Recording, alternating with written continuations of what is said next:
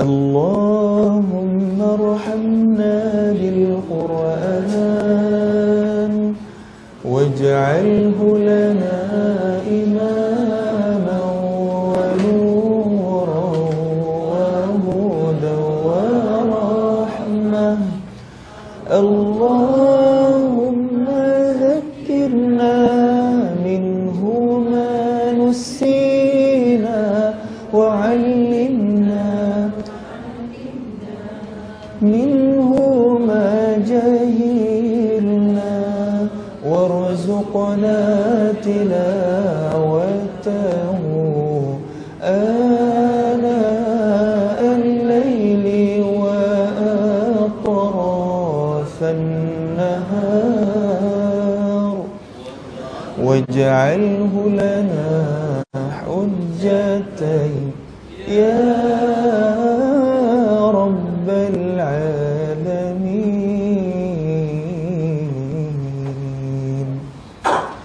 Amin amin ya rabbal alamin.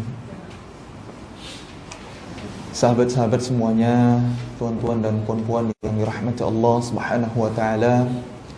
Semoga bacaan Al-Qur'an kita tadi diberkahi dan diterima sebagai amal soleh oleh Allah Subhanahu wa taala yang boleh memberatkan timbangan mizan kita di yaumil akhir nanti. Amin amin ya rabbal alamin. Ramadan adalah bulan Al-Qur'an. Allah Subhanahu wa taala berfirman dalam Quran surah Al-Baqarah ayat 185. A'udzu billahi minasyaitonir rajim. شهر رمضان الذي أنزل فيه القرآن. Bulan Ramadan adalah bulan yang di dalamnya diturunkan Al-Quran. Allah tidak mengatakan Syahrul Ramadan alladzi kutiba fihi as-siyam. Bulan Ramadan adalah bulan yang di dalamnya difardukan, diwajibkan berpuasa. Memang betul, di bulan Ramadan ini kita diwajibkan berpuasa. Tapi ternyata ketika bulan Ramadan Allah sebutkan, yang Allah sandingkan, yang Allah lanjutkan adalah Al-Quran. Syahrul Ramadan alladzi unzila fihi Al-Quran. Bulan Ramadan adalah bulan yang di dalamnya diturunkan Al-Quran. Maknanya keistimewaan bulan Ramadan ini adalah dengan Al-Quran.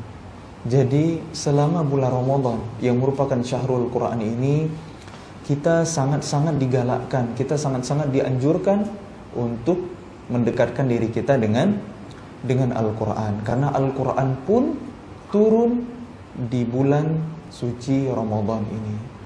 Dan Al-Imam Ibnu Katsir rahimahullah ta'ala ketika menafsirkan sebuah ayat yang ada di permulaan surah Yusuf, Allah berfirman, a'udzubillahi minasyaitonir rajim, inna anzalnahu qur'anan 'arabiyyan la'allakum ta'qilun. Sesungguhnya kami menurunkan Al-Quran berbahasa Arab agar kalian berakal. Allah turunkan Quran berbahasa Arab, bahasa yang terbaik. Hari ini diakui bahasa Arab itu memiliki 12 juta kosakata.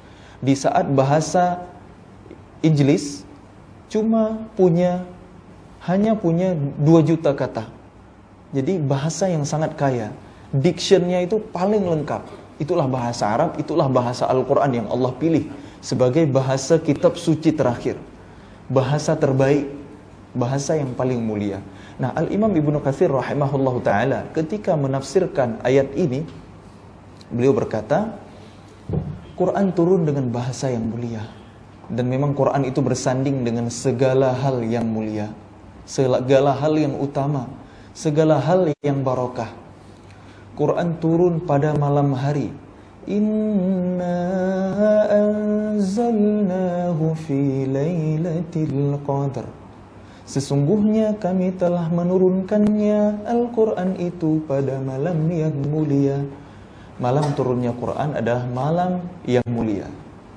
Kemudian Quran itu turun di hari Jumat. Jumat adalah hari mulia, Sayyidul Ayyam. Quran turun di bulan Ramadan, Syahrul Ramadan alladzi unzila fihi al-Quran. Syahrun mubarak, bulan barakah, bulan yang penuh dengan kemuliaan.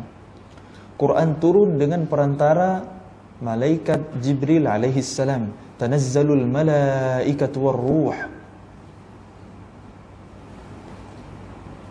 Maka Jibril alaihi salam adalah malaikat yang paling mulia. Malaikat yang paling mulia, pemimpinnya para malaikat. Kemudian Al-Quran turun sebelum dan selepas peristiwa hijrah dari Makkah Al-Mukarramah. Rasulullah tinggalkan menuju ke Madinah Al-Munawwarah. Dua kota itu, dua tempat itu Allah muliakan di muka bumi. Semua hamba Allah yang beriman pasti bercita-cita ke sana. Seumur hidup sekali minimal, untuk ibadah haji, untuk umrah, untuk ziarah. Allah muliakan. Di akhir zaman fitnah Dajjal tak bisa menyentuh dua tempat itu. Tempat-tempat turunnya Al-Quran mulia, Allah jaga.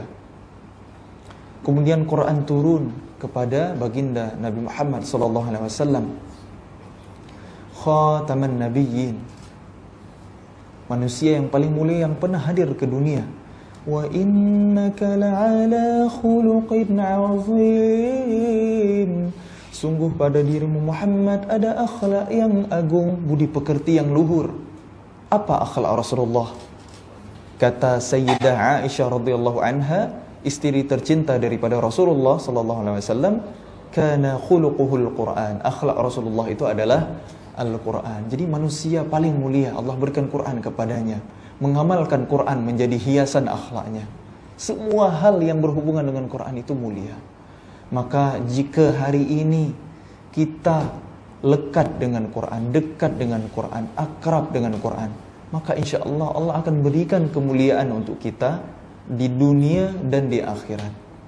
Tidak di dunia, pasti di akhirat. Karena balasan janji dari Allah itu pasti. Innallaha la yukhliful mi'ad. Allah itu zat yang tidak pernah menyalahi janji, tidak pernah mengingkari janji.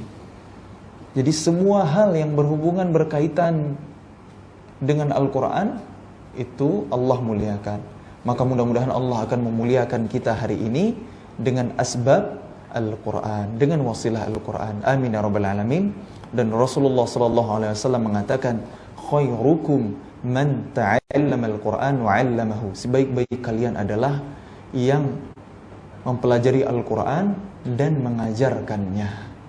Al-Quran adalah sumber ilmu yang paling tinggi. Allah sampaikan, syahrul Ramadan alladzi unzila fihi al-Qur'anu hudan linnas. Hudan linnas maknanya adalah petunjuk bagi manusia. Petunjuk bagi manusia, siapapun manusianya, apakah dia beriman, apakah dia bertakwa, apakah dia kafir, asalkan dia mau mengkaji, meneliti Quran, Allah pasti akan berikan kepada dia petunjuk. Itu pasti. Coba kita bayangkan, coba kita renungkan. Dulu Nabi Muhammad SAW itu Allah utus kepada suatu kumpulan kaum yang jahiliyah, yang kerusakan akhlaknya luar biasa, moralnya bejat luar biasa, masyarakat yang sangat terbelakang. Di suatu tempat, di sebuah wilayah yang dikenal dengan Jazirah Arab. Jazirah Arab itu padang pasir, tandus, gersang, tak subur, tak ada pokok kayu, tak bisa ditanamin apa-apa, tak bisa digunakan untuk bercocok tanam, sawah ladang, tak bisa. Sehingga dua imperium besar, dua adidaya dunia di zaman itu tak minat untuk menjajah Jazirah Arab. Ada Romawi, Rom dari barat, ada Parsi, ada Persia dari timur, tak minat menjajah Jazirah Arab.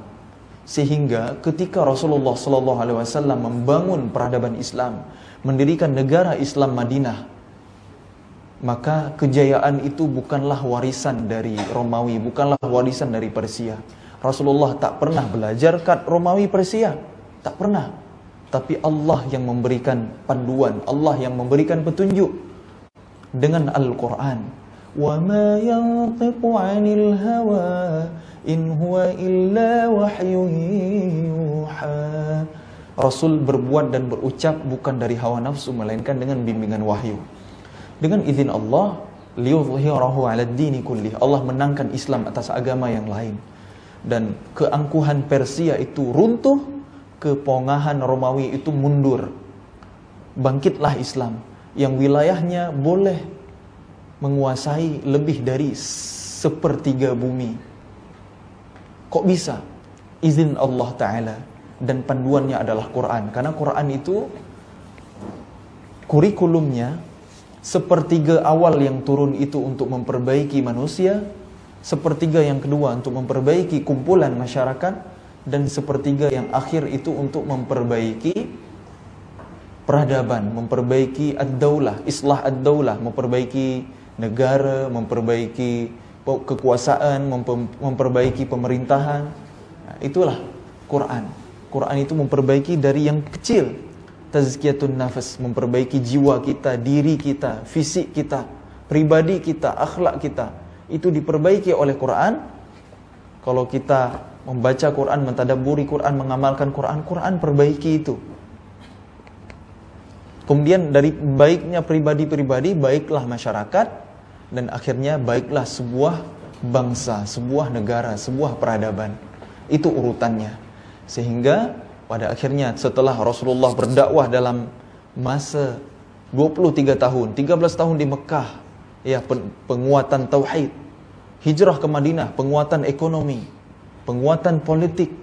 Ya, ekonomi dan politik tak dibahas di Mekah karena belum siap, belum saatnya. Tapi saat di Madinah diperkuat ekonomi, diperkuat politik. Padahal yang pandai berdagang adalah orang Quraisy. Li'ilafi Quraisy, karena kebiasaan orang-orang Quraisy, ilafihim rihlatash shita'i was-shaif, yaitu mereka rihlah, mereka melancong, mereka bepergian di musim dingin dan musim panas. Kalau kita melancong jalan-jalan buang duit kan? Nah, kalau orang Arab dulu jalan-jalan bawa pulang duit. Karena mereka rihlahnya itu dalam rangka bisnis, dalam rangka perniagaan, dalam rangka perdagangan, dalam rangka berusaha gitu. Jual beli, ekspor impor, trading dan lain sebagainya. Itu dalam rangka itu. Makanya orang Quraisy itu dipuji sama Allah. Walaupun saat surah Quraisy itu turun, belum semua orang Quraisy mau beriman. Tapi seolah ini menjadi sinyal. Saat Allah turunkan surah Quraisy, nanti orang-orang Quraisy itu, keturunan mereka bahkan akan beriman kepada Allah Subhanahu wa ta'ala. Allah puji orang Quraisy, berbeda dengan orang Yahudi yang dikutuk, yang dilaknat dalam Quran. Tapi kalau Quraisy itu dipuji sama Allah. Karena Rasulullah pun daripada Quraisy, Bani Hashim. Nah, itulah Quran. Quran adalah pedoman, Quran adalah panduan. Kalau kita hari ini kaum intelektual, ya kan?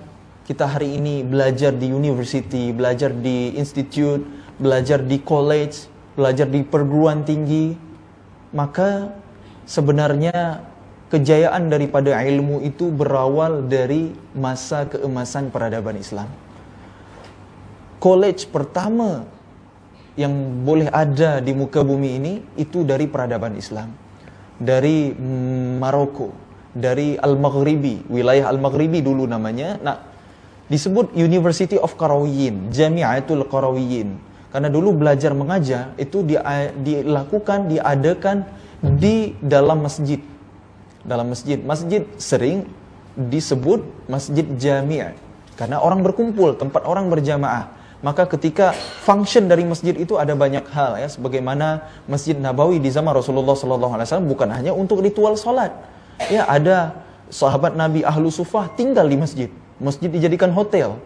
Ya, karena mereka saking sibuknya dengan ilmu, tak sempat berdagang, tak sempat cari duit, tak sempat menjemput nafkah. Mereka nginapnya di masjid untuk selalu menimba ilmu dari Rasulullah SAW. Masjid bisa jadi tempat tinggal.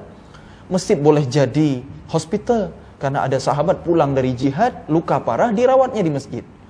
Masjid boleh menjadi prison, penjara. Ya, ada tawanan perang diikat di tiang masjid. Masjid boleh jadi pengadilan militer. Masjid boleh jadi banyak hal. Jadi function dari masjid itu di awal masa Rasulullah membangun masjid itu banyak. Termasuk salah satunya adalah ta'lim, tempat belajar mengajar. Rasulullah SAW selepas salat subuh berjamaah, Nabi akan i'tikaf sampai matahari terbit, kemudian salat sunnah 2 rakaat, lalu pulang menemui istrinya. Setelah itu Rasul kembali ke Masjid Nabawi untuk apa? Untuk mengajarkan ilmu dari waktu duha sampai zuhur. Berarti masjid itu berfungsi sebagai school, sebagai college, sebagai tempat belajar. Itulah function dari masjid. Makanya dulu kampus tertua di dunia yang diakui oleh United Nations itu mulanya adalah dari peradaban Islam. Namanya University of Qarawiyyin. University of Qarawiyyin. Kenapa boleh disebut kampus? Disebut college? Ya karena studentnya ada, lecture-nya ada. Ya, bidang-bidang jurusannya ada gitu. Concentration-nya ada, bahkan graduation-nya pun ada. Wisudanya pun ada. Itulah kenapa hari ini ketika kita wisuda, kita menggunakan jubah kan? Menggunakan toga yang bentuknya macam jubah. Kalau pakai jas, ya dalamnya lah jas. Hari ini mungkin pakaian yang boleh keren itu jas kan? Karena itu pakaiannya orang-orang Eropa. Tapi zaman dulu yang lagi bagus, yang lagi terpandang, yang lagi terhormat itu adalah jubah.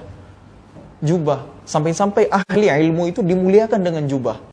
Dimuliakan dengan kopiah khusus. Kopiah kita saat kita wisuda, saat kita graduation itu macam mana? Kita pakai kopiah ada persegi kan di atasnya, rata. Nah, itu kalau kita belajar tarikh, kalau kita baca sejarah, itu dulu digunakan untuk meletakkan mushaf Al-Quran di atas kepala orang-orang berilmu. Karena untuk memuliakan mereka, untuk menghormati ilmu mereka, diletakkan mushaf Al-Quran. Makanya di atas topi wisuda itu rata gitu. Itulah sejarah, itulah kebesaran kita. Kenapa dulu ilmuwan muslim boleh hebat, boleh berjaya? Karena mereka dekat dengan Al-Quran. Karena mereka lebih dulu belajar ilmu agama sebelum belajar ilmu fardu kifayah lainnya. Semua ilmu penting, tapi ilmu fardu ain dulu lagi penting. Ilmu mengenal Allah, ilmu fardu ain. Ilmu tasawuf, ilmu fardu ain. Ilmu fiqah, ilmu syariah, itu fardu ain. Itu dulu yang kita kena belajar. Selesai dengan ilmu itu, baru silakan belajar ilmu fardu kifayah yang lain. Belajar kedokteran, itu fardu kifayah. Butuh, ada orang sakit, butuhlah ditolong. Ya, ilmu arsitektur, saya seorang arsitek. Gitu. Itu fardu kifayah, butuhlah untuk bangun bangunan. Kalau enggak, kita bagaimana boleh berdiri di lantai yang tinggi ini? Kalau enggak pakai engineering, kalau enggak pakai arsitek, ya robohlah bangunan gitu. Ilmu fardu kifayah dibutuhkan oleh manusia, oleh umat manusia. Ilmu-ilmu apapun itu, lawyer, IT, semuanya butuh untuk umat ini. Tapi itu fardu kifayah. Faham kan fardu kifayah? Kalau tak ada buat, ya berdosalah semua gitu kan. Ya, jadi jangan kita fahami ilmu fardu kifayah itu cuma mengurus jenazah saja. Ya, sholat mengurus orang mati itu aja fardu kifayah. Ini belajar kedokteran juga fardu kifayah, belajar arsitektur juga fardu kifayah. Cuma kita jangan lupa dengan ilmu fardu ain. Dulu peradaban Islam boleh berjaya, boleh besar karena ilmuwan-ilmuwan itu lebih dulu belajar ilmu fardu ain. Selesai ilmu fardu ain, selesai hafaz Al-Quran, faham Quran, belajar tafsir, belajar ulumul hadis, belajar sirah nabawiyah, belajar segala hal tentang Islam, ilmu syariah, ilmu fiqah, selesai, khatam, baru mereka lanjut ke ilmu yang lain. Sehingga ilmu mereka sangat barokah. Sangat barokah. Ilmu ulama zaman dulu bukan sekedar nyari license, bukan sekedar untuk ijazah, untuk selembar sertifikat, tak. Ilmu benar-benar dalam hati mereka, dan ilmu itu benar-benar bermanfaat. Bukan sekedar ilmu yang jadi teori. Kan kalau ilmu kita hari ini kan boleh jadi teori, tapi tanpa aplikasi, tanpa penerapan. Ilmu kita hari ini bisa jadi gitu. Kita belajar, dapat ijazah, ijazahnya ada angka-angka, angka itu tak mewakili kita. Boleh jadi begitu ilmu kita hari ini. Dan ilmu kita hari ini kan sangat spesifik, sangat terkonsentrat gitu, sangat kecil bidang cakupannya. Kalau ilmu ulama zaman dulu, mereka itu dikenal dengan sebutan al-allamah. Zaman ini masih ada nggak al-allamah? Ada, tapi sedikit sekali. Kalau hari ini kita gelar tinggi daripada perguruan tinggi profesor kan. Profesor itu Kita sangat menghormati para profesor, guru-guru besar kita dengan keilmuan mereka. Tapi profesor kita hari ini itu ahli bukan di satu bidang ilmu, tapi hanya satu cabang ilmu, tapi sangat-sangat ahli, sangat-sangat pakar. Tapi kalau ulama-ulama zaman dulu itu al-allamah, sudah faqih di ilmu agama, dia boleh faqih juga, dia ahli juga, pakar juga di berbagai banyak hal, multidisiplin ilmu, boleh dikuasai. Jadi kalau ada ulama itu ahlul Quran, dia ahli hadis juga, dia juga ahli ilmu falak, ahli astronomi, dia juga ahli kalkulus, ahli math, ahli matematika, dia juga bisa ahli kedokteran. Padahal itu satu orang bisa berkumpul, berhimpun di satu orang berbagai keahlian. Karena barokahnya ilmu ulama zaman dulu, sebab mereka menjadikan Quran sebagai rujukan utama, sebagai sumber ilmu utama. Kalau di zaman kita hari ini, kalau kita ambil ayat Quran sebagai pijak, sebagai landasan, maka tak diakui, dianggap wah itu tak scientific, itu tak bisa dibuktikan, itu tak ilmiah. Itu kita hari ini. Kenapa? Karena diatur oleh siapa yang kendali bumi hari ini. Orang-orang kafir kan, orang-orang Zionis. Ya, mereka tak mau beriman sama Quran. Padahal mereka mengambil inspiration dari Quran untuk memimpin bumi hari ini. Berbagai teknologi hari ini, itu inspirasinya dari Quran sebenarnya. Jasa daripada ilmuwan-ilmuwan Islam. Coba kalau nggak ada Muhammad bin Musa al-Khawarizmi yang menemukan Al-Jabar, yang menciptakan Lughatul Khawarizm, ya, yang kita kenal hari ini dengan algoritma dalam kitabnya Al-Jabr wal Muqabalah. Mana bisa hari ini ada internet, mana bisa hari ini ada smartphone, ada gadget, ada apps, mana bisa semua benda itu butuh kepada algoritma, butuh kepada angka nol. Angka nol itu Al-Khawarizmi yang temukan. Sebelumnya orang menghitung dengan angka-angka Romawi. Ya, huruf I 1, 2, huruf I ya ada 2, huruf 3, kalau 4 itu huruf V di belakangnya ada I ya kan. Macam tu rumit sangat math itu, matematika itu. Tapi setelah Al-Khawarizmi menyederhanakan matematika dengan sastra, dengan keindahan sastra, hari ini matematika itu jadi studi yang mungkin boleh dibenci oleh student gitu ya. Tak semua orang suka berhitung. Tapi Al-Khawarizmi bisa menyampaikan matematika dengan indah, dengan bahasa yang syair, yang sastrawi gitu. Masya Allah, itulah jasa daripada ilmuwan muslim yang pasti ahlul Quran, yang pasti sudah selesai belajar agama dulu sebelum mereka mengembangkan ilmu fardu kifayah, termasuk ilmu matematika itu. Jadi peradaban hari ini berhutang banyak kepada peradaban Islam. Kampus pertama di dunia aja dari Islam, ya, dan berbagai ilmu-ilmu yang lain gitu. Hari ini orang-orang Barat, orang-orang Western, orang-orang Eropa, mereka boleh maju, mereka lebih di depan daripada kita, iya, karena mereka dulu belajar kepada peradaban Islam. Kumpulan daripada negeri Spain, ya, orang Indonesia menyebutnya Spanyol, dan juga Portugal, dulunya bernama Andalusia. Andalusia itu pernah 500 tahun berjaya di Eropa. Hari ini Portugal, Spain itu baru 400 tahun. Jadi lebih lama Islam di Eropa daripada bukan Islam hari ini. Dan ketika Islam berjaya itu kemakmuran, kesejahteraan itu luar biasa dirasakan oleh umat manusia. Beda dengan hari ini, teknologi canggih, ya kan? Tapi gapnya itu yang kaya makin kaya, yang miskin makin miskin gitu ya. Tidak terjadi kesetaraan, ya, pemerataan. Kesejahteraan belum dirasakan oleh semua. Yang kaya aja, yang miskin makin miskin aja gitu. Itulah hari ini banyak penyakit yang sulit disembuhkan, padahal teknologi kedokterannya pun canggih, hebat hari ini gitu. Banyak masalah, banyak problem ya, pollution lah, sampah, bencana alam segala macam ya, kerusakan yang terjadi di muka bumi ini pasti ulah tangan manusia.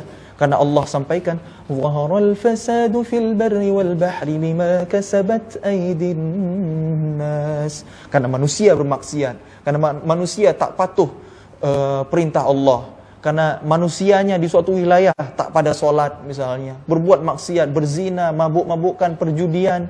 Kalau benda itu udah jadi hal biasa, makan riba itu, maka tunggulah azab Allah. Ya, kalau Allah masih sayang ya kepada kaum tu, ya Allah bersihkanlah.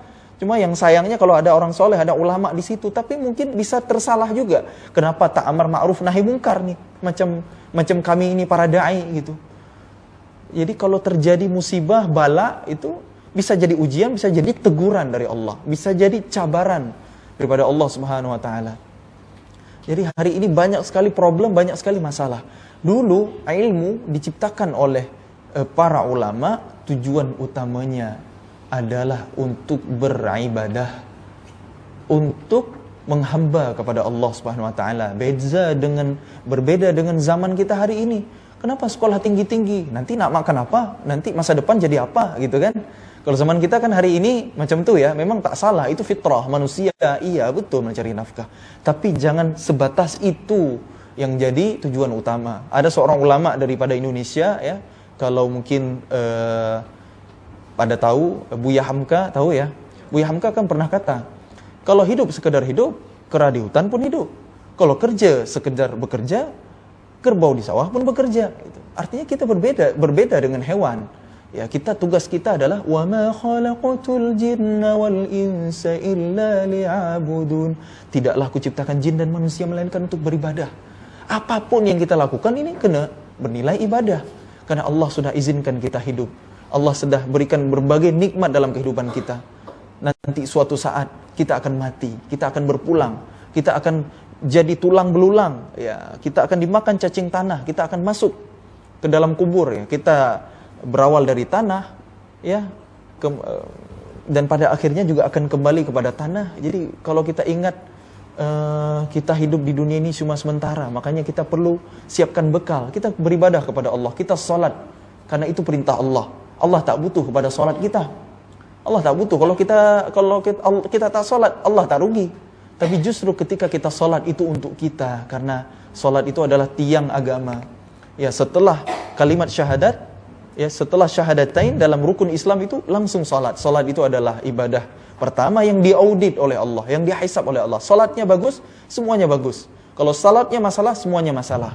Jadi kita harus kena jaga salat ini yang utama, paling utama. Kita puasa, tapi tak sholat. Apa yang terjadi? Ibarat kita mengambil air di timba, timbanya bolong. Gitu. Kita isi airnya, kerannya bocor lagi gitu. Tak pernah penuh, tak pernah terisi gitu. Itulah umpamanya kalau kita tak sholat. Jadi sholat itu penting sangat ya. Kita perlu ilmu diri, belajar dari mulai taharahnya, bacaannya yang sebenar, gerakannya, ya, kemudian apa saja rukunnya yang membatalkannya. Kita harus serius. Karena kalau kita perbaiki sholat, Allah akan perbaiki urusan hidup kita yang lainnya, insya Allah. Insya Allah, itu sudah menjadi janji Allah. Nah, kemudian tugas utama kita adalah untuk beribadah hidup di dunia. Dan ibadah itu bukan hanya ritual. Sholat ritual, ya, puasa ritual. Semua kalau perlu, setiap kita menghirup nafas, itu boleh bernilai pahala. Itu bisa menjadi ibadah. Gimana caranya? Saat makan, bismillahirrahmanirrahim. Ibadah kan? Dengan nama Allah, tapi tak ada makanan nih. Tak pun disiapin kan? Padahal saya musafir ya. Musafir boleh tak puasa, tapi kena gantilah, ya kan? Ya, tapi tak apa, saya puasa kok. Makanya karena puasa, jadi tak boleh cakap lama-lama, haus nanti. Ya, tak boleh minum kan? Ya, ini ya mungkin 1/4 jam lagi lah maksimal ya. Karena kita sudah mau zuhur juga. Jadi tujuan utama kita hidup di dunia ini adalah untuk ibadah. Apapun yang kita kerjakan, apapun yang kita lakukan harus bernilai ibadah. Tidur, ibadah. Bismillahirrahmanirrahim, namut wa nahya, ibadah. Bangun, alhamdulillahilladzi ahyana ba'dama amatana wa ilaihin nusyur, ibadah. Ibadah lagi, jadi enggak mengenal kata henti. Sampai tidur pun kita ibadah, makan pun kita ibadah. Semua kalau boleh jadi ibadah. Gimana caranya?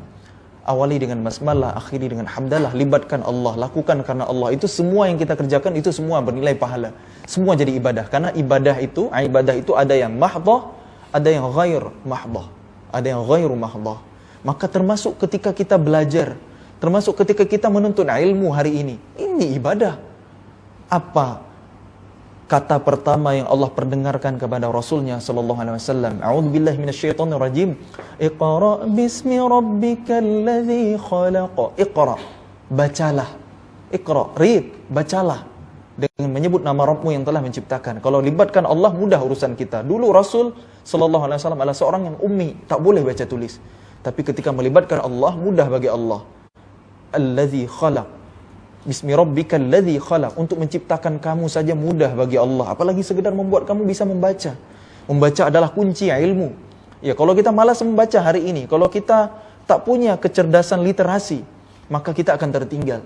Kenapa umat Islam hari ini jatuh? Kenapa umat Islam hari ini terbelakang?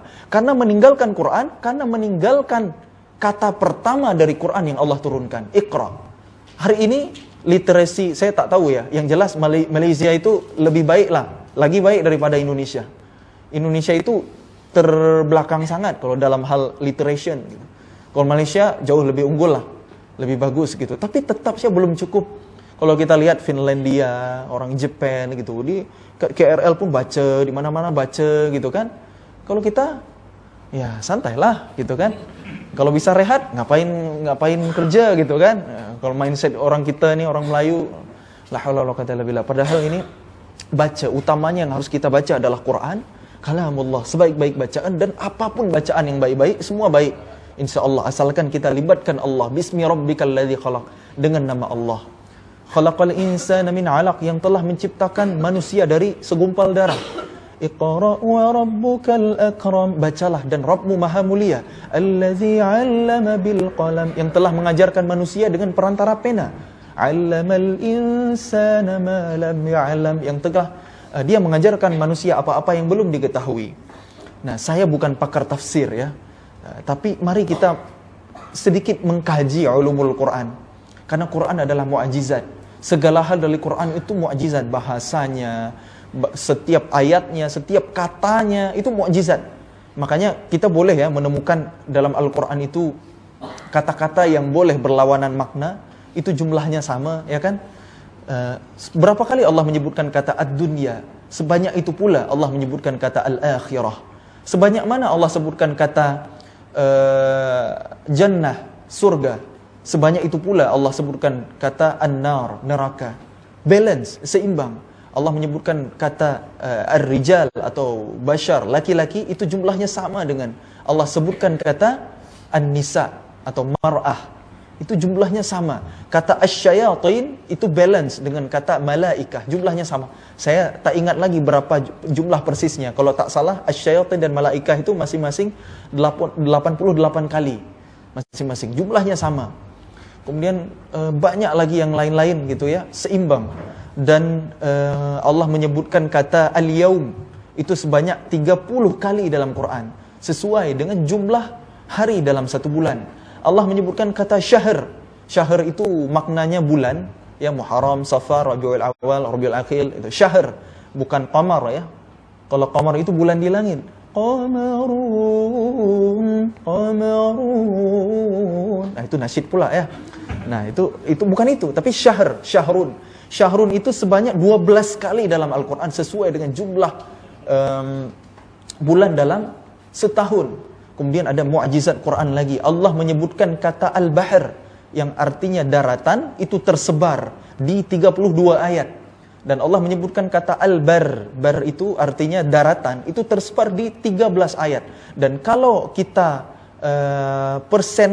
peratuskan gitu ya, jadi terbentuklah kata laut itu 72% ya, 72,222%. Kalau kata albar, daratan itu kalau kita hitung 28,88%. Itu sesuai dengan sebaran lautan dan daratan yang ada di bumi kita hari ini. Shadaqallah. Mudah-mudahan ini menguatkan iman kita bahwa yang menciptakan dunia dan seisinya, yang berfirman dengan Al-Quran adalah Rabb yang sama. Pemilik kalam itu adalah Rabb yang sama, yang menciptakan bumi, tempat kita berpijak, ya, yang kemudian yang berkalam, yang berfirman dengan Quran. Ini mudah-mudahan menambah keimanan kita. Karena Quran itu adalah mu'jizat. Silahkan teliti. Saya banyak menemukan hal-hal yang memang mu'jizat. Banyak sangat. Tak cukup untuk saya sampaikan di kesempatan kali ini. Dan silakan buktikan sendiri gitu. Sehingga banyak orang yang ketika meneliti Quran itu boleh dapat hidayah. Akhirnya memeluk Islam gitu. Akhirnya taat atas perintah Allah. Kalau kita udah yakin Quran ini dari Allah, Terus kenapa kita tak patuh apa yang Allah suruh, apa yang Allah larang? Berarti surga nyata, neraka adalah nyata. Begitu. Cuma hari ini banyak yang Allah ghaibkan gitu. Hari ini masih ghaib gitu. Kita bicara surga neraka masih ghaib. Tapi nanti saat kita sudah di akhirat, dunia ini yang ghaib gitu. Nanti yaumul hisab nyata, yaumul mizan nyata, padang mahsyar nyata, siratal mustaqim, sirat itu nyata. Ya mudah-mudahan siratal mustaqim itu jalan kita lah. Amin insyaallah ya. Jadi Quran itu adalah mukjizat. Nah, kembali lagi ke surah Al-Alaq. Mari kita hitung. Ada berapa kata ilmu? Ilmun Allah ulang. Kata ilmun dan segala perubahannya. Dari ayat 1 sampai dengan 5 yang pertama Allah turunkan kepada Nabi SAW, ternyata kata ilmun itu ada 3. Lihat ayat ketiganya, ayat keempatnya, alladzi 'allama bil qalam. 1, 'allamal insana ma lam ya'lam. Berapa? 3 kan? Ada 3 kata ilmu. Dari 3 kata ilmu ini Allah sebutkan 2 kata Iqra. Di ayat pertama, Iqra bismi rabbikal ladzi khalaq. Di ayat ketiga, Iqra wa rabbukal akram. Bacalah. Dan Allah menyebutkan 1 kata qalam, alladzi 'allama bil qalam. Qalam itu bermakna pena, alat untuk menulis. Atau di zaman hari ini bisa diartikan media. Media itu juga makna daripada qalam ya. Jadi wasilah dari ilmu itu adalah membaca dan menulis. Membaca dan menulis, ada 2 Iqra, 1 kata qalam. Maka kita harus lebih banyak membaca sebelum menulis. Betul tak? Hari ini writer ketika berkarya dengan sebuah buku, pasti daftar pustakanya lagi banyak kan? Tak mungkin dia bisa menghasilkan tulisan yang berkualitas, jurnal, penelitian, apapun itu yang setebal ini kalau dia tak baca buku sebanyak ini. Shadaqallah, Allah berfirman, Iqra-nya 2 kali, qalamnya 1 kali. Ya, wasilah 3 kata ilmu, ada 3 wasilah ilmu. 2-nya adalah Iqra, 1-nya adalah qalam. Shadaqallah. Jadi kalau kita hari ini tak mau membaca, kita akan tertinggal. Tak ada kemenangan, tak ada kebangkitan.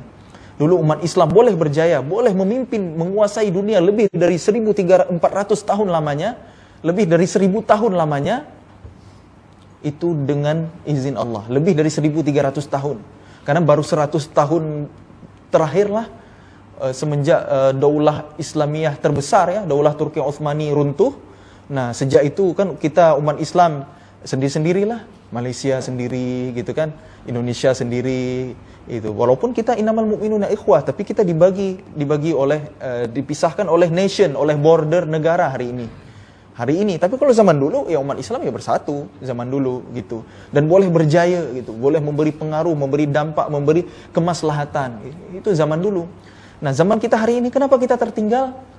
Ya karena kita meninggalkan Quran, karena kita meninggalkan perintah pertama yang turun di bulan Ramadan yang Allah perdengarkan kepada Rasulullah SAW lewat perantara malaikat Jibril alaihissalam, yaitu Iqra. Kalau kita malas membaca, selamanya kita akan tertinggal. Inilah mukjizat Quran. Jadi kalau sudah seperti itu, apakah kita masih enggak mau mengkaji Quran, enggak mau baca Quran, padahal telah nyata kebenarannya, gitu ya. Liyuhiqqal haqqa wa yubtilal batila walau karihal mujrimun. Telah nyata yang hak dan yang batil. Dan Quran yang turun di bulan Ramadan itu juga fungsinya apa? Kata Allah, Syahrul Ramadan alladzi unzila fihi al-Qur'anu hudan lin-nasi wa bayyinatin minal huda wal furqan. Bulan Ramadan adalah bulan yang di dalamnya diturunkan Al-Quran sebagai petunjuk bagi manusia, sebagai penjelas atas petunjuk itu dan juga pembeda. Quran menjadi furqan, membedakan mana yang hak, yang benar untuk kita ikuti, mana yang batil, yang keliru untuk kita jauhi. Ternyata kalau kita benar dekat dengan Quran, kita pun akan menjadi furqan. Kita akan berbeda dengan orang yang tak kenal Quran, yang jauh dari Quran. Kalau hidup kita hari ini tak ada bedanya dengan orang yang tak mengenal Quran, jangan-jangan ada masalah dengan interaksi kita dengan Quran. Mungkin selama ini kita baru sebatas membaca kan, baru sebatas wirid, tadarrus, memperbanyak khataman, itu adalah kebaikan, itu adalah kemanfaatan. Karena Quran turun bawa barakah. Di Quran surah Shad Allah berfirman, Kitabun anzalnahu ilaika mubarakun liyadabbaru ayatih. Kitab Al-Quran ini kami turunkan kepadamu Muhammad bersama dengan keberkahan untuk ditadaburi ayat-ayatnya, liyadabbaru ayatih. Jadi Quran itu turun bawa berkah. Kalau ada orang sakit kita baca Quran, boleh menjadi ruqyah, boleh menjadi asbab kesembuhan dengan izin Allah Subhanahu wa taala. Karena Allah kata, "Wa nunazzilu minal Qur'ani ma huwa shifaa'un." Syifa, Quran itu obat, penyembuh. Ada 4 kata syifa dalam Al-Quran, 3 diantaranya bersanding dengan Quran, hanya 1 yang bersanding dengan selain Quran. Yakhruju min butuniha syarabun mukhtalifun alwanuh fihi syifaa'un linnas. Dari perutnya lebah itu keluar beraneka ragam minuman yang bermacam-macam warnanya, di dalamnya terdapat kesembuhan bagi manusia. Fihi syifaa'un linnas. Itu saja deh kesembuhan dari selain Quran, dari madu, dari propolis, dari bipolen, apapun yang keluar dari perut lebah, karena lebah itu menjalankan wahyu Rabbnya. Itu yang ada di surah An-Nahl. Ternyata 3 yang lain itu bersanding dengan Quran. Jadi kalau orang dekat sama Quran, benar baca Quran, beriman sama Quran, itu mesti tubuhnya sehat lah. Saya pernah ketemu seorang syekh, orang Indonesia, sudah sepuh, 88 tahun umurnya, sekarang sudah wafat ya, sudah Allah yarham.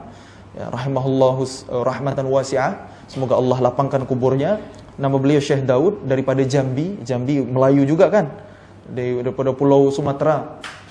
Tahun 2019 saya ketemu, saya datang ke masjid beliau. Beliau puluhan tahun jadi imam di Saudi. Beliau sama-sama ahlu sunnah wal jamaah seperti kita, ya, Asy'ari akidah beliau. Dan ternyata saat saya ke masjid beliau minta saya untuk jadi imam. Karena beliau sudah sepuh, solatnya sudah dibantu kursi. Selesai solat, beliau baca doa, Allah, bacaannya masih fasih sangat, giginya masih ada lagi, masih utuh. Padahal umurnya udah hampir 90 tahun. Saya lihat wajahnya macam masih 60-an tahun, tak nampak gitu. Cucunya kata, makanan kesukaannya, makanan favoritnya itu emping. Tahu emping? Melinjo itu ya, itu makanan kesukaannya. Jadi kalau orang tua kita hari ini umur 50, umur 60 makan melinjo, apa enggak asam urat, apa enggak rematik gitu kan? Sehat gitu. Saya berhusnuzon mungkin karena kedekatan beliau dengan Al-Quran. Beliau selalu wirid dengan Quran, hafalan mutqin. Karena tak boleh jadi imam di Arab kalau tak hafal Quran mutqin ya kan?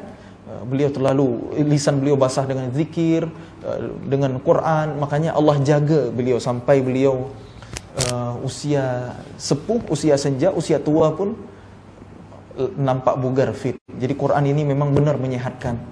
Dulu di Indonesia ada seorang student tapi doktoral, ya, membuat penelitian bagaimana pengaruh lantunan Al-Quran, surah Ar-Rahman yang saya baca, lebih kepada Qurannya, bukan karena saya baca sebenarnya ya, tapi beliau menggunakan sampel bacaan daripada saya, diuji kepada penderita hypertension gitu, darah tinggi, dibandingkan mana yang lebih berpengaruh, Quran atau music Mozart. Ternyata hasilnya, sadaqallah, Quran lebih mampu menurunkan tensi darah daripada musik Mozart. Sadaqallah. Jadi memang Quran itu syifa, penyembuh. Kita baca Quran tak faham pun manfaatnya sudah banyak untuk kita. Barakah Allah, rahmat Allah turun sekalipun kita cuma dengar. Wa idza quri'al Qur'anu fastami'u lahu wa ansitu la'allakum turhamun. Apabila dibacakan Quran, simaklah dan diamlah agar kalian mendapatkan rahmat. Nah, itulah Quran. Quran itu mukjizat. Nah, tapi Allah ingin lebih, lihat dabbaru ayati, untuk ditadabburi ayat-ayatnya. Kita hari ini orang Melayu, bukan bangsa Arab. Bahasa ibu kita bukan bahasa Quran. Kita tak boleh faham Quran hanya sekedar kita baca, maka minimal bacalah terjemah. Pelajarilah tafsir. Hadirlah di majelis ilmunya para ulama. Ya, supaya kita boleh memahami Quran. Karena itulah yang Allah inginkan, lihat dabbaru ayati. Hudal linnas, petunjuk bagi manusia. Quran baru jadi petunjuk ketika difahami. Kita tak faham, tak pernah khatam Quran, tak pernah khatam terjemah Al-Quran. Mana boleh kita faham Quran? Mana bisa Quran jadi petunjuk dalam hidup kita? Sementara dulu peradaban Islam hebat karena mereka benar-benar faham Quran. Karena spirit mereka adalah ibadah, dan mereka menjadikan Quran sebagai sumber ilmu utama. Berangkat dari ayat Quran yang diyakini kebenarannya, mereka berkarya. Mereka meneliti, mereka menghasilkan ilmu, menghasilkan temuan-temuan, menjadi founder-founder berbagai macam. Kalau hari ini peradaban barat mengajarkan kita bahwa penemu pesawat terbang adalah Wright bersaudara, ternyata 900 tahun sebelum itu ada ilmuwan muslim di Andalusia, di Eropa juga, namanya Abbas bin Firnas. Lebih dulu terbang. Inspirasinya dari mana? Dari Quran surah Al-Mulk. Awalam yara ila at-tayri fawqahum saffatin wa yaqbidun ma yumsikuhunna illa ar-Rahman. Tidakkah mereka memperhatikan bagaimana burung mengepakkan dan mengatupkan sayapnya di udara? Siapa yang menahannya selain Allah yang Maha Rahman? Inilah inspirasi dari Abbas bin Firnas menciptakan prototipe pesawat terbang dengan hitung-hitungan yang akurat, dengan ilmu tentunya, dengan ilmu fisika, dengan ilmu berbagai ilmu dipadukan, jadilah karya pesawat terbang pertama. Dan dia boleh jadi orang pertama yang bisa terbang selain Nabi tentunya, yang terbang dengan izin Allah pakai burak, atau Nabi Sulaiman terbang dengan angin. Ini Abbas bin Firnas, inspirationnya Quran. Kalau hari ini yang diklaim sebagai penemu lampu, penemu lem ini adalah Thomas Alva Edison. Dia mengadakan percobaan sampai 1000 kali baru berhasil, baru berjaya, karena dia tak baca Quran.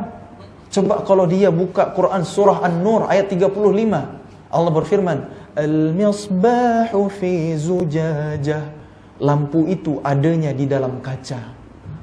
Penelitian Alva Edison itu selalu gagal karena filamen lampu itu tak dibungkus bohlam, tak dibungkus kaca gitu.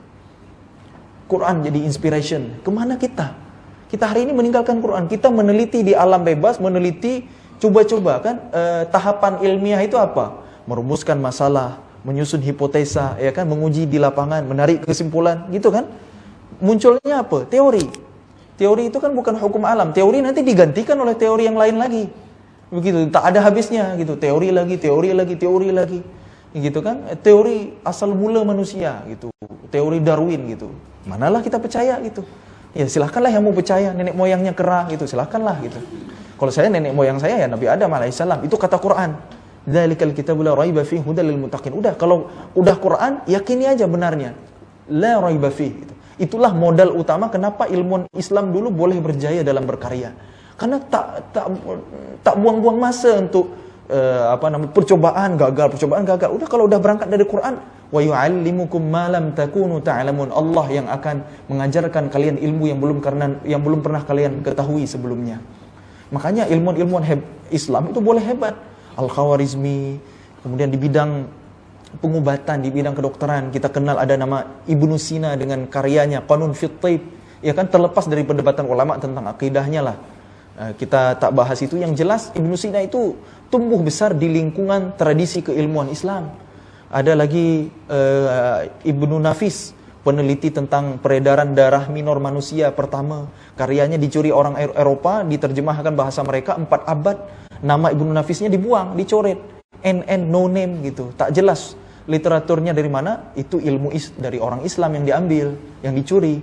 Kemudian ada lagi Abul Qasim Az-Zahrawi, penemu 200 jenis alat untuk bedah, untuk operasi. Ya kan, hari ini kiblat pengobatan itu ada di Swiss dengan Red Cross-nya. Dulu padahal dari peradaban Islam. Orang sakit itu benar-benar dimuliakan, dibangunlah Al-Mustashfa. Dari inspirasinya memang dari Bimaristan, ya, kebiasaannya orang Persia gitu. Tapi rawat inap, rawat pesakit itu kan dari Islam. Ada hospital berjalan itu yang hari ini ambulans kan. Itu spiritnya dari Islam. Dulu orang Islam membangun hospital itu diuji dulu. Ini suatu tempat wilayah ini layak tak jadi hospital. Diletakkanlah daging di situ. Kalau cepat busuk ya tak boleh. Tapi kalau dagingnya lebih awet, nah baru boleh gitu. Jadi sedetail itu loh ilmu orang Islam zaman dulu. Tapi itu sejarah. Kenapa kita cakap sejarah? Itu kan masa lalu, supaya kita ulang lagi kejayaan itu. Kita belajar lagi benda-benda yang membuat kita jatuh. Kenapa umat Islam ini jatuh? Sebabnya dua penyakitnya. Yang pertama, penyakit al-wahan, tahu wahan ya? hubbud dunya wa karahiyatul maut. Penyakit terlalu cinta dunia dan takut mati. Ini satu yang sebabkan umat Islam jatuh. Dan yang kedua adalah perpecahan, sulit bersatu, beda mazhab tak bisa bersama-sama. Begitu ya, pokoknya berseterulah, konflik terus, tak bisa bersatu, tak bisa satu komando, tak bisa satu imam. Inilah yang menyebabkan umat Islam jatuh. Dua hal itu kata ulama. Maka kalau kita mau bangkit lagi, perbaiki dua hal. Mari kita bersatu dan mari kita dahulukan akhirat sebelum dunia. Wal akhiratu khairun wa abqa. Akhirat jauh lebih baik dan jauh lebih kekal. Dunia cuma sementara, akhirat selama-lamanya. Nah, kalau keyakinan ini kita pupuk, kita bangun dalam diri kita, insya Allah kita boleh berjaya lagi. Tapi tentu ini bukan kerja sorangan-sorangan. Ya, kerja berjamaah. Kita butuh banyak dai, banyak influencer, banyak ulama. Ya, setelah itu banyak lagi ilmuwan-ilmuwan. Karena ulama dan ilmuwan kan beda bahasa aja. Ya kan? Alim bahasa Arab, scientist bahasa Inggris. Ya kan? Apa lagi? Ulama bahasa, ya alim atau ulama bahasa Arab, saintis bahasa Inggris. Kalau ilmuwan ya bahasa Melayu. Begitu. Cendekiawan bahasa kita, itu semua sama. Dan siapa yang benar-benar sebagai ilmuwan di sisi Allah Subhanahu wa taala? Kata Allah di Quran surah Fatir, "Innama yakhsyallaha min ibadihil ulama." Sesungguhnya hamba-hamba yang paling takut kepada Allah adalah para ilmuwan. Jadi ilmuwan yang benar itu, yang ilmunya benar dari sisi Allah, itu yang setiap dia berilmu, dia semakin takut kepada Allah. Dia semakin bertakwa kepada Allah. Dia semakin bagus ibadahnya. Itu ilmuwan yang benar. Ulul albab. Kan kalau kita tadabburi surah Ali Imran kan, "Inna fi khalqis samawati wal ardi wa ikhtilafil laili wan nahari laayatin liulil albab."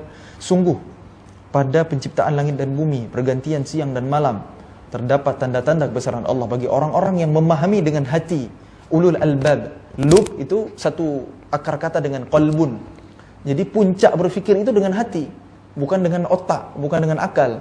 Walaqad dzara'na li jahannama katsiran minal jinni wal ins. Kebanyakan penghuni neraka itu dari golongan jin dan manusia, lahum qulubun la yafqahuna biha. Mereka punya hati tak berfikir dengannya.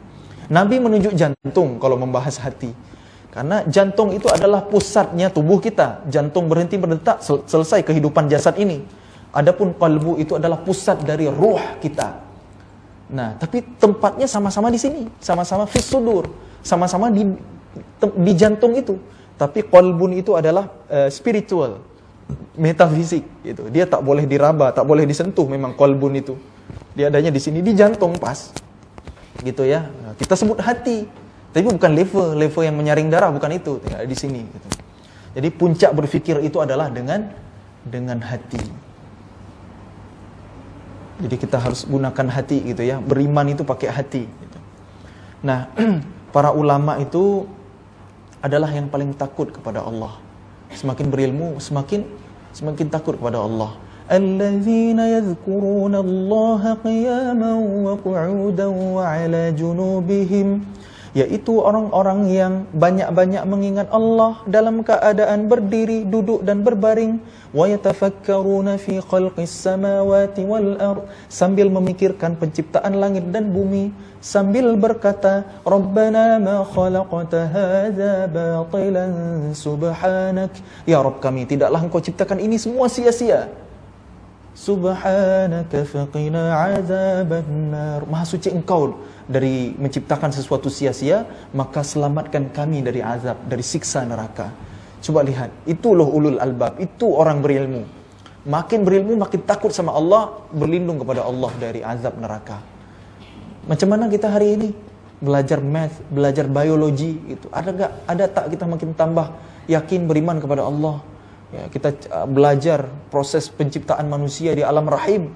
Kita cuma diajarkan tahapan-tahapannya saja, prosesnya saja. Ya, pertemuan spermatozoa dengan sel ovum berubah menjadi morula, blastula, zigot, embrio dan seterusnya.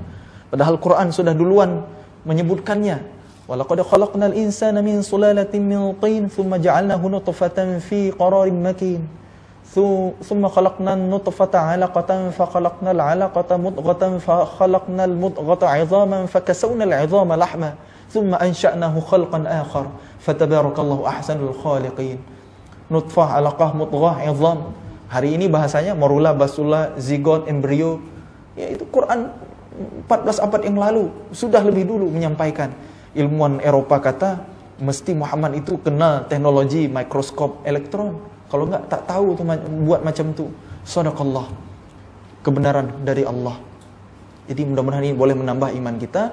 Jadi makin kita belajar ilmu apapun, makin buat kita takut, makin buat kita tunduk kepada Allah Subhanahu wa ta'ala. Itulah sebenarnya ilmuwan. Sehingga ilmunya pun digunakan untuk ibadah. Itu yang utama. Dulu Al-Khawarizmi menciptakan matematika. Karena orang Islam bayar zakat, ibadah kan? Menghitung zakat, menghitung nisabnya, haulnya, pakai matematika. Ilmu warisan, mawaris, ilmu faraid, matematika, pecahan, dan itu memang ada di Quran. Dan sumber inspirasi matematika itu memang kebanyakan dari Quran. Kemudian apa lagi? Mengelola harta baitul mal, kan harus kena hitung bagus-bagus, itu pakai matematika. Makanya matematika adalah ilmu alat yang dibutuhkan di ilmu apapun, dibutuhkan untuk ibadah, maka dikembangkanlah oleh Al-Khawarizmi. Itu spirit Al-Khawarizmi menciptakan matematika. Kedokteran juga sama. Kalau orang sakit tak boleh ibadah dengan sempurna, dengan selesa, ya kan? Tak bisa sholat dengan gerakan sempurna, harus berbaring, harus tidur. Kalau sakit tak bisa berjamaah di masjid, tak bisa haji umrah, tak bisa jihad fisabilillah. Orang sakit perlu ditolong. Dikembangkanlah pengobatan, dikembangkanlah ilmu kedokteran. Jadi mak ayah hari ini, ayah bunda punya anak saya tak nak pengen jadi dokter, biar apa? Biar sukses, biar kaya raya. Salah niat itu.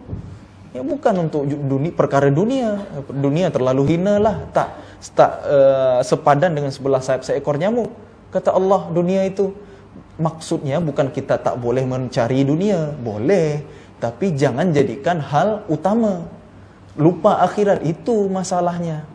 Dunia kejar, kalau memang sudah ditakdirkan untuk kita, jadi rezeki kita akan datang menghampiri kita. Kalau bukan, ya pasti tak akan sampai gitu. Jadi jangan sampai kita tukar akhirat dengan dunia. Kita jual ayat-ayat Allah. Nauzubillah min dzalik. Jangan sampai seperti itu. Nah, ilmu yang benar, ilmu yang membuat takut kita kepada Allah semakin meningkat, sehingga ilmunya kita gunakan untuk ibadah. Ilmu astronomi, ilmu falak. Apakah sekedar wawasan? Sekedar supaya kita tahu apa bentuk alam semesta ini, apa bentuk bumi ini, selesai dengan itu? Khalas? Ternyata lagi-lagi untuk ibadah. Karena kita menghitung tarikh pakai astronomi, kita mengamati hilal pakai astronomi. Ya, kapan datang Ramadan, kapan Idul Fitri, kemana arah kiblat kalau di alam lepas, pakai rasi bintang, astronomi lagi untuk ibadah. Ya, jadi bukan sekedar teori tanpa aplikasi. Nah, Islam adalah agama praktis, bukan teoritik, bukan teoritis, tapi agama yang praktis. Dalam hal ibadah saja langsung praktis. Dulu Rasul sallallahu alaihi wasallam bersabda, "Shallu kama ra'aitumuni usalli." Salat kalian sebagaimana melihat aku salat. Praktik langsung kan? Beda dengan ilmu fiqhnya atau teorinya, itu belakangan dirumuskan oleh ulama. Quran juga sama. Dulu Quran turun bukan berawal dari hukum nun mati, ketemu ba, iqlab, bukan dari situ. Tapi memang dari bacanya langsung. Fa idza qara'nahu fattabi' qur'anah. Apabila dibacakan Quran, maka ikuti bacaan itu. Praktik langsung. Jibril membaca, Rasul meniru. Rasulullah membaca, para sahabat menyimak dan mengikuti, meniru juga. Praktik langsung. Jadi hati-hati kalau ilmu kita hanya sekedar jadi wawasan di pikiran tanpa amalan, tanpa diwujudkan dalam perbuatan. Nah, ini sebuah kesia-siaan, sebuah kemubaziran. Kita hari ini kalau anak kita buang-buang makanan, nak habiskan, nak mubazir. Ini buang-buang masa, buang-buang waktu. Kok tak dibilang mubazir gitu?